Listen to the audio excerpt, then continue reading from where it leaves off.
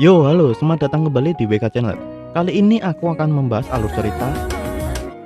Sebelum aku mulai, alangkah baiknya bantu aku untuk perkembangan channel ini dengan cara subscribe.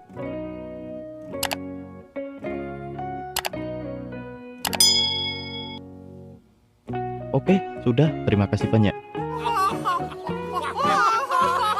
Awal adegan menampilkan Mishua berhasil menjebak Hana dan yang lainnya. Hana menangis, tidak percaya Mishua telah melakukan ini semua pada mereka. Dirinya tahu Mishua asli tidak mungkin sampai melakukan hal seperti ini. Menurut Hana, Mishua adalah orang yang suka makan dan sangat senang dipuji mamahnya. Mishua tertawa mendengar itu. Meskipun Hana menangis, Mishua tidak akan melepaskan Hana dan yang lainnya. Dikurus mencela pembicaraan mereka. Dirinya mempunyai ide. Ide itu adalah judi nasib. Jika Tonari berhasil mengalahkan fusi palsu, atau jika orang lain bisa keluar dari sekolah, maka mereka diperbolehkan bebas. Tapi sayangnya menurut Mishua, itu mustahil bagi Tonari. Di lain tempat, Tonari melawan fusi palsu dengan busur panahnya. Walaupun sudah hancur tubuhnya, fusi palsu masih bisa bangkit kembali, lalu mengeluarkan cairan yang akan membuat Tonari bisa menjadi bagian knocker. Tonari mencoba kabur. Dia tidak mungkin bisa bertarung dengan serius di tempat yang sempit seperti ini. Jadi dirinya memancing fusi palsu supaya mengejarnya. Dengan cepat fusi palsu berlari mengejar Tonari. Tonari mempunyai ide dia akan di atap. Tapi ada semacam pohon yang menghalangi Tonari keluar. Adegan pindah ke Aiko yang akan pergi menyusul Tonari dan meminta mereka menunggu di sini sampai mereka bisa baikan. Funa dan yang lainnya menemukan senjata yang disembunyikan Fushi. Funa mencoba membangunkan Fushi, tapi itu percuma karena itu hanya tubuh cadangannya saja. Salah satu dari mereka akan membantu Tonari karena dia tahu saat ini Tonari bertarung sendirian. Bisa berbahaya jika Tonari kalah dari monster itu. Tapi salah satu orang di sana tidak inginkan itu. Dia ingin cepat pergi dari sini dan pulang. Hal itu menjadi perdebatan mereka. Mishua yang dari jauh melihat perdebatan mereka tertawa. Permasalahan sudah dimulai. Apakah mereka akan tinggal atau pergi? Satu-satunya yang menunggu Funa dan yang lainnya adalah kehancuran. Bahkan tanpa knocker, mereka akan menghancurkan diri mereka sendiri. Mishua sangat bahagia melihat itu dan meminta Fushi harusnya juga lebih egois. Fushi tidak perlu mencoba menjadi keren. Dia hanya perlu mencari jalan keluarnya. Jika Fushi melakukannya, Fushi dapat mengeluarkan Tonari dengan mudah.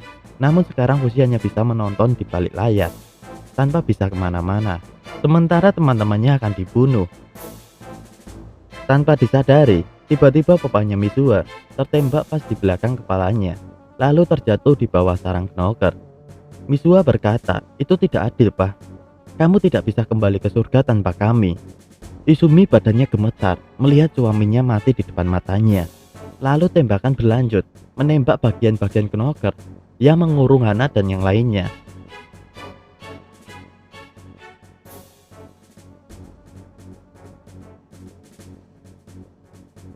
Ternyata itu ulah Fushi yang berhasil menipu mereka.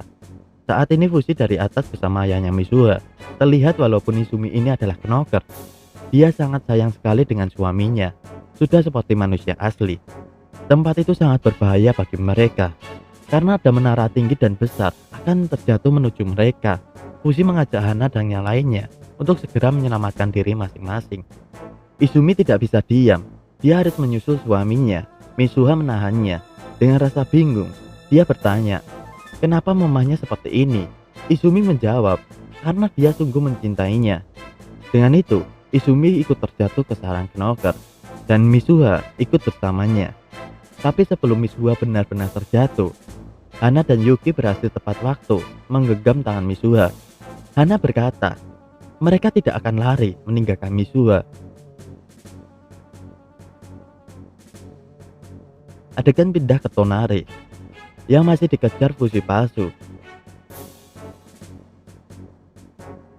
Fusi palsu mencoba menyerang dengan cairannya, tapi dengan lincah Tonari berhasil lolos sambil memanainya.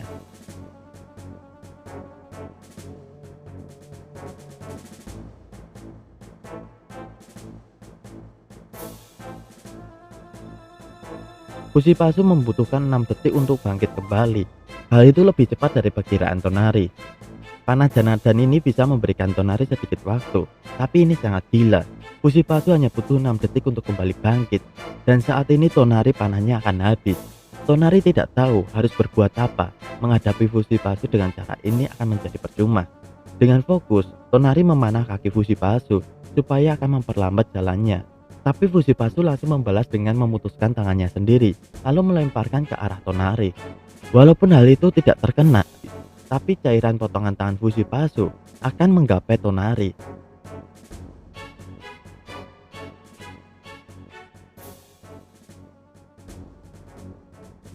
Untung saja ada Aiko yang membawa payung, menahan cairan tersebut. Aiko di sini membawa panah dan jas hujan untuk Tonari. Itu sangat berguna untuk Tonari.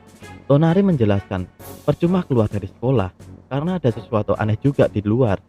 Dengan itu Aiko akan menemui Fulna untuk informasi tersebut.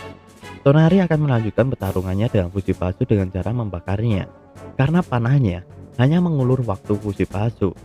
Tonari ingat ada minyak tanah yang disimpan Fusi. Dari belakang Fulna dan yang lainnya sudah bersiap melancarkan serangan pada Fusipasu dengan menggunakan bom minyak tanah. Tapi hal itu percuma. Fusipasu masih bisa mengejar mereka.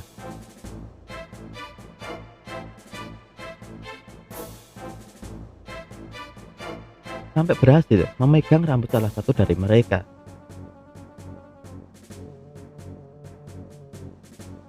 Fulna langsung memotong rambutnya dan Tonari memanah Fusipasu.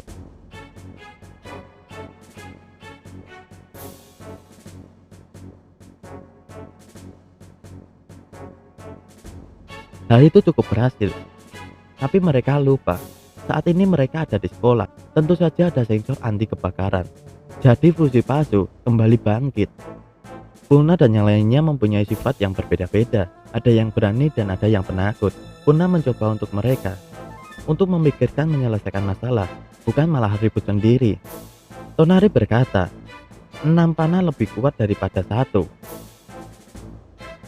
Adegan balik ke Mizua. Hana menyuruh Mizua untuk memberikan mereka tangan kanannya. Yuki ingin Mizua kembali bersama mereka. Mizua menaikkan tangan kanannya, tapi tangan kirinya melepaskan genggaman mereka.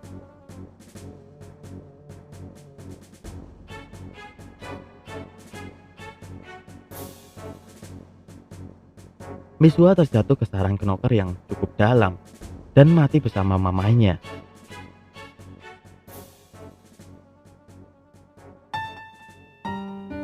Izumi sudah menunggu Mizua dan mengajak Mizua kembali pulang.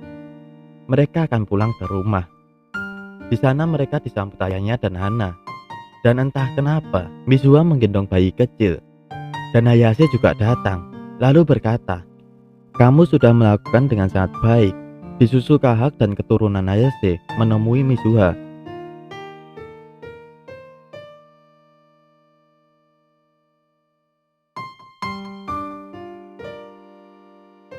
Dalam kematiannya, Mizua menangis.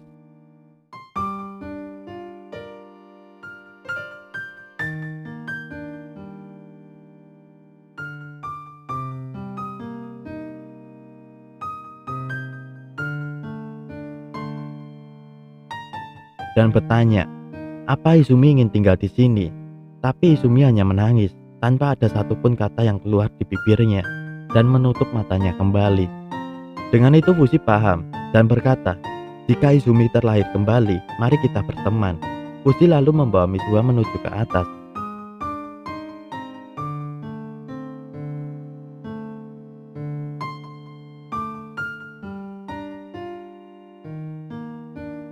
Di atas Fushi sudah ditodong pistol ayahnya Mizua.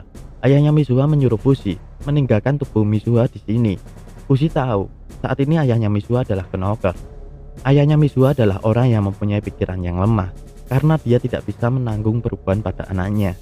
Fushi memberitahu bahwa knocker Izumi tampaknya akan menunggu darahnya mengering dan membusuk. Lalu bertanya bagaimana dengan knocker ayahnya Mizua. Ayahnya Mizua hanya diam.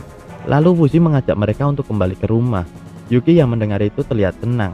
Akan tetapi ayahnya Mizua menembak Fushi dari belakang. Hana tidak tahu kenapa ayahnya Mizua melakukan itu.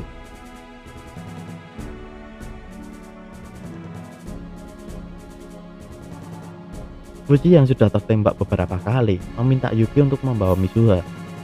Kakeknya Mizuha juga ikut membantu mereka untuk menyelamatkan Mizuha. Fuji sudah tidak sadar karena ayahnya Mizuha menembak pas di belakang lehernya. Ayahnya Mizuha membutuhkan tubuh anaknya untuk kepentingan gereja mereka. Kakeknya Mizuha menahan ayahnya Mizuha. Menurutnya ini tidak pantas ditunjukkan untuk anak-anak. Salah satu pasukan pertahanan meminta Yuki untuk pergi. Mereka akan menahan ayahnya Mizuha. Dan itu, Hana dan yang lainnya pergi membawa Mizuha.